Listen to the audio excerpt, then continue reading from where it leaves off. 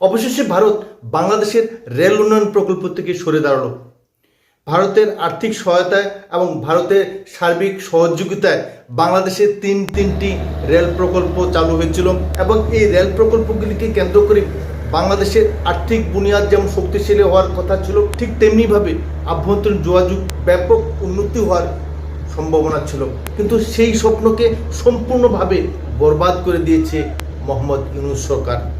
বাংলাদেশের ইতিহাসে এই প্রথম এমন একজন রাষ্ট্রনায়ক এসেছেন যিনি বাংলাদেশের কথা চিন্তা করেন না, বাংলাদেশ সামগ্রিক উন্নয়নের কথা চিন্তা করেন না, নিপীড়িত দরিদ্র বাংলাদেশের জনগণের সার্বিক উন্নয়নের কথা চিন্তা না করে শুধুমাত্র ব্যক্তিগত স্বার্থ সিদ্ধির জন্য মোহাম্মদ ইউনূস দেশকে জলাঞ্জলি দিতেও দ্বিধা করছেন না।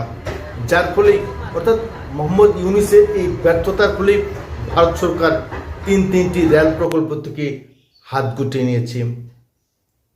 কিন্তু এর ফলে কি হলো? বাংলাদেশের যোগাযোগ ব্যবস্থা যেমন মুখ থুবড়ে পড়েছে।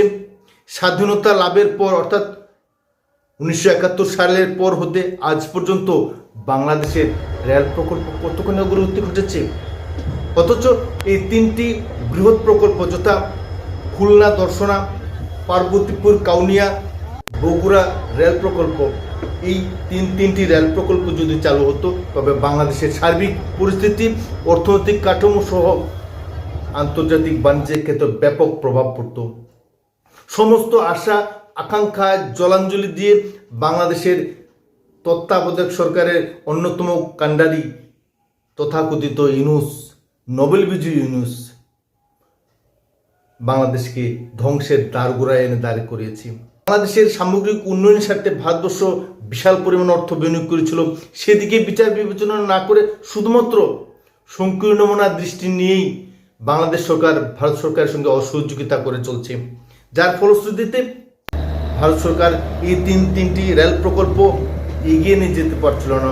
বাধ্য হয়ে এই তিনটি প্রকল্প থেকে হাত গুটিয়ে নিয়ে দেশের রেল কাঠামোকে সম্পূর্ণভাবে বিপদের দিকে ঠেলে দিয়েছে মোহাম্মদ ইউনূস।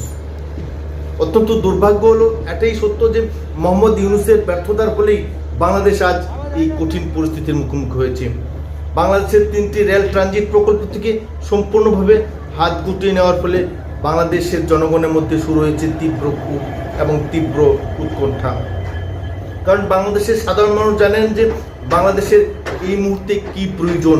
সেই তথাগত ইউনূস বাংলাদেশের উন্নতি চায় না, বাংলাদেশের প্রগতি চায় না, বাংলাদেশের মানুষের মুখে হাসি ফুটুক সেটা চায় না, বাংলাদেশে শিল্প বাণিজ্য অর্থনীতিতে এগিয়ে যাক সেটা চায় না, বাংলাদেশ শিক্ষায় অগ্রগতি ঘটুক, নবযৌবনের ঢেউ জাগুক সেটা চায় না। বরং তিনি যৌবনকে দাবিয়ে রেখে ভুল পথে পরিচালিত করে মানুষের মাথায় বিকৃত বুদ্ধি পরিচালিত করে দেশকে ধ্বংসের দ্বারগোড়ায় পৌঁছে দেওয়ার ষড়যন্ত্রকারী সেই মোহাম্মদ ইউনূসের কুখ্যাত ষড়যন্ত্রের ফলে ভারত সরকার তিনটি রেল প্রকল্প সম্পূর্ণভাবে বাতিল করে দিয়েছে।